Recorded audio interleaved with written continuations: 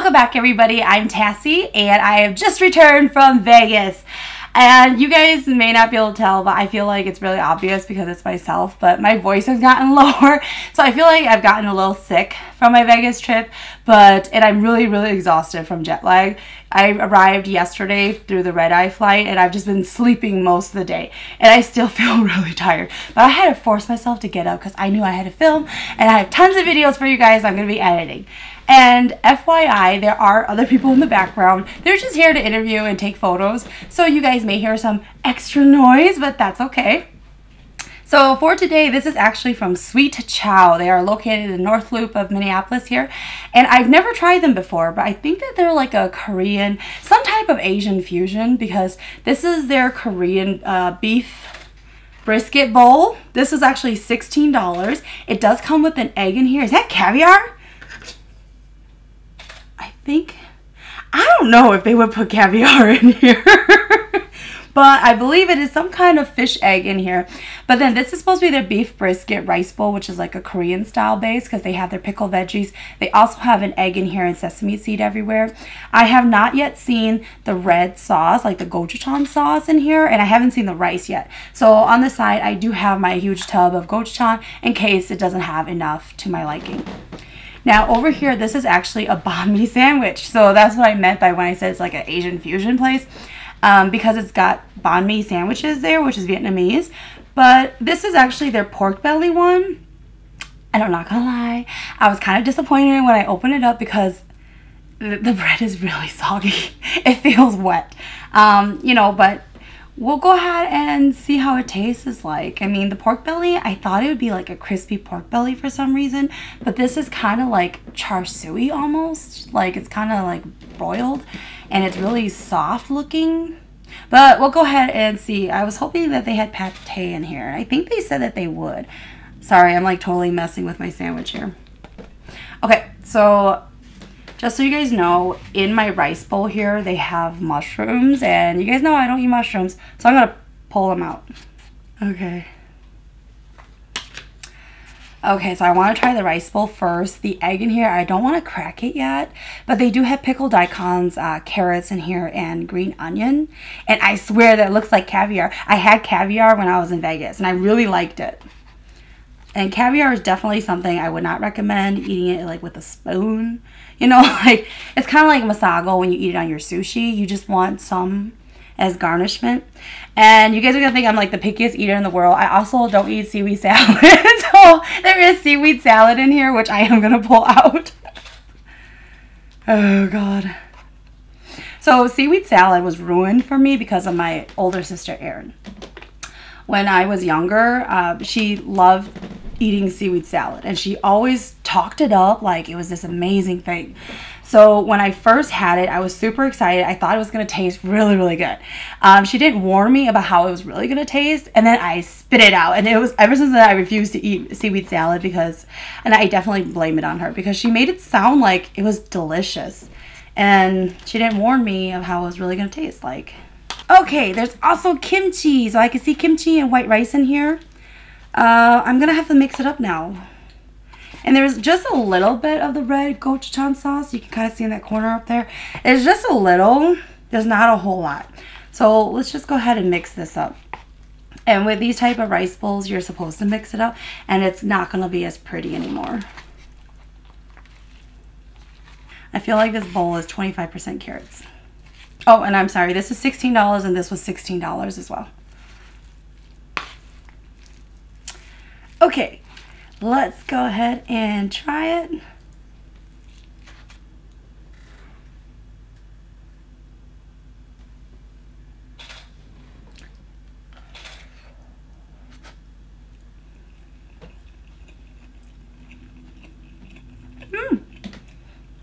It's not bad. It tastes really creamy because of the egg. This is not spicy at all. But it's actually not bad, especially like with the meat. So what I do appreciate about it is that it's not salty. Sometimes with the pickled veggies and a lot of the gochujang sauce in here, it can tend to oversalt things. And then with the beef here, it's actually seasoned really well. It's just like salt and pepper. But this is actually pretty good. I was very surprised because looking at it, I was kind of like, but it actually tasted a lot better than I thought it would. All right, now because it's me though, I'm gonna add some capsaicin in here to spice it up, and I'm gonna add my more gochujang sauce in here just because that's how I prefer to eat it. So this is the gochujang paste. Traditionally, when they make it, I do have a recipe for this, you guys. Not this stuff, but for the rice bowls, they do tend to add a little bit of corn syrup and water, and then some sesame oil as well. But I'm just gonna go ahead and throw the paste in here. So if you guys don't like this paste straight, don't do it straight. You want to go ahead and add the other stuff I just listed. Maybe just a little more. It does get salty, so be wary of how much you put in. And then my capsaicin, which is going to make it really spicy. Also be wary if you guys put a lot of this. Only put it in if you want it spicy. And I always get questions on where to buy it. I always buy mine, and I'm going to put in titles on the screen here when I go to edit this video, how to spell capsaicin, because I always get a lot of questions on it. People want to know where I bought it. I bought mine from Amazon. However, here in the Twin Cities, Dong Yang, I always mix it up with Dong Hae, that's why. Dong Hae is actually a restaurant, but Dong Yang, it is a restaurant slash Korean grocery store. They do sell it there. But on Amazon, I think I bought that thing for like 14 bucks. And it's been like 2 years or like a year and a half since I've had that. So it does last you quite a while. Okay, let's go ahead and try it now.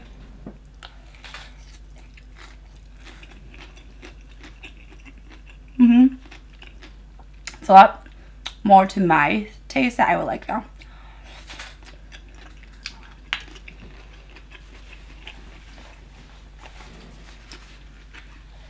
Okay, we're gonna try out the sandwich here. It seems to just have the pickled veggies like the daikon and the carrots.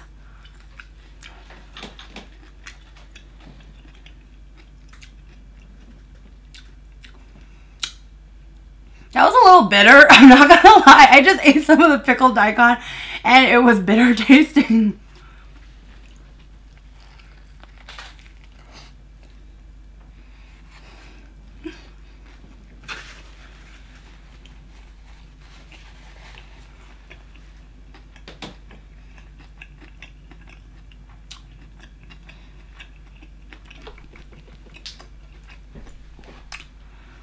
The sandwich here is really sweet.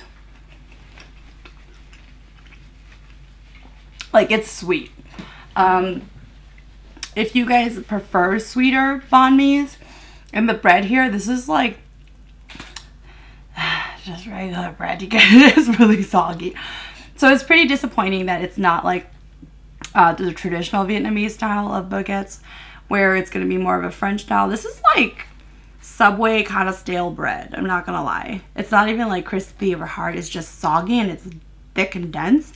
The pork belly, honestly, I can't tell it's pork belly. It just tastes like some kind of meat that is soft. It could be chicken for all we know. But, I mean, this is okay. Like, but for a banh mi, this is not what I would call a banh mi. It's just, they have the ingredients, but it's, very lacklustery. Like Lou's Sandwich and on Eat Street, they make really good banh mi's. I would not order this again, but this is really hearty. Like, this is for $16, this is like a real meal. But I think it's just okay. I would eat the rice bowl. I would order this again, but not this sandwich here.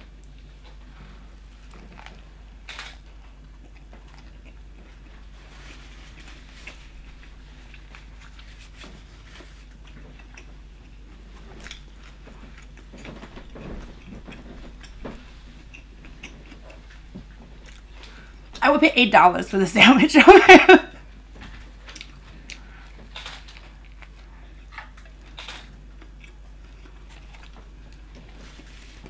So there is pate in here. Towards the back here, you can actually see it. So they do put their pate in there, which I love in my banh mi sandwiches. And I'm trying to figure out which part of the sandwich I'm really disappointed in. I feel like it's kind of everything because the meat option isn't that great in there. The pickled veggies, they're not really well pickled.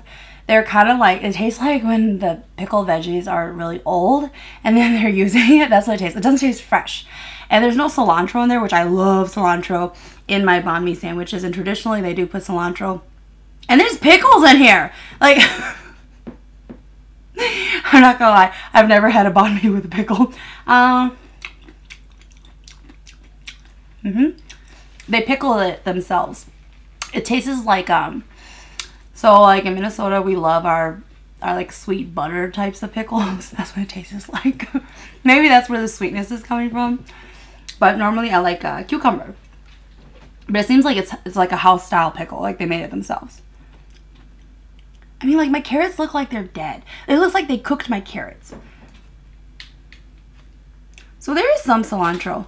They use the actual leaf, though. And with the cilantro in my banh mi, I like the stem. And if you've never had that, the stem actually has more of the robust flavor in there. And that's what I prefer. And it seems like they grill the bread, too. Okay? So this is like... They've definitely fancied it up, and this is probably like their own signature style. I just want more of a traditional style type of banh mi. So I know the worst banh mi I've ever had was at Cook. I got a shrimp one, and they minced up the shrimp, and it was terrible. They made it into a patty. It was really bad.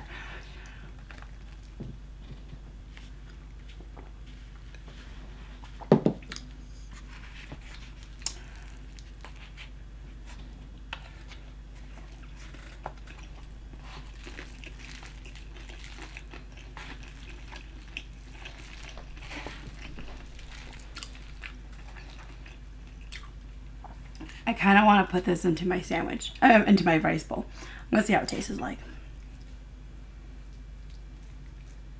Ooh, they give you a lot of the pate. They're like, this is a thick layer here, you guys.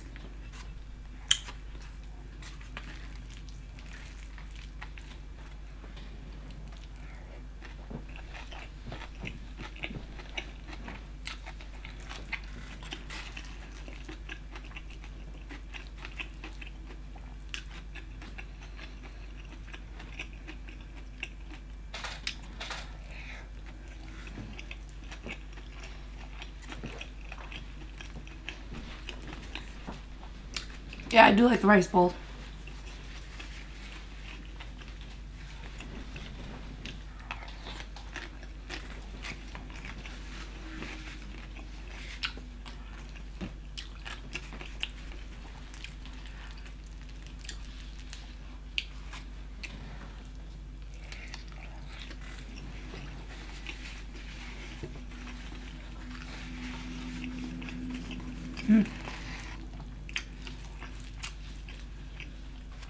The beef in here is really good.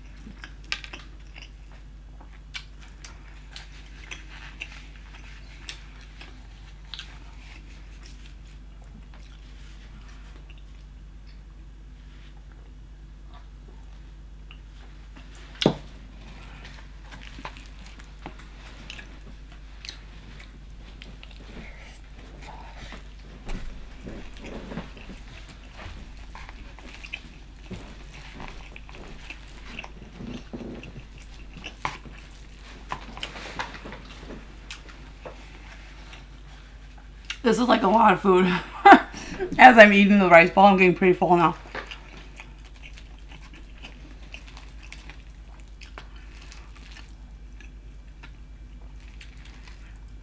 Now, I've never actually been inside of Sweet Chow, so I'm trying to understand the pricing of why this is so expensive.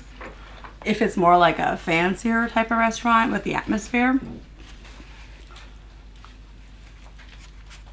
A lot of times if you guys go to Korean restaurants and you guys actually get a rice bowl, there's going to be more than this, but it's also going to be around 12 bucks.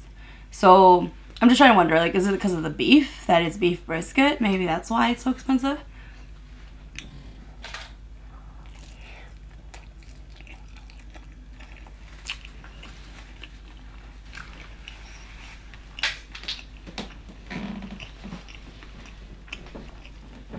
But at the same time, at Korean restaurants, they give you a lot of the side dishes that just naturally comes with your meal.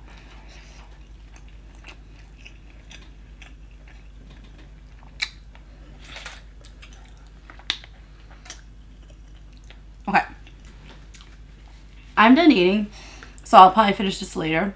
But overall, for Sweet Chow, like, would I go back? Would I order this again? Probably not, just because of the price point. The beef brisket in here is really good though. So if you're somebody who really likes beef, like a lot of it, and you're a rice bowl and it's a Korean style base, that's about it though. I don't think it's anything super exciting like I thought it would be. But that tends to happen, I feel like, with a lot of Asian fusion restaurants. They put their own twist to it. And I think that what was really successful about this dish was the beef brisket. The sandwich, I would not recommend to anybody. It's different. If you're interested in trying out different styles of banh mi, then definitely. But I would give them like 3.5 out of 5 stars, just because the quality, it is pretty good. They're just a little different from what I would prefer. Alright, you guys, that's it for this video. Thanks for watching.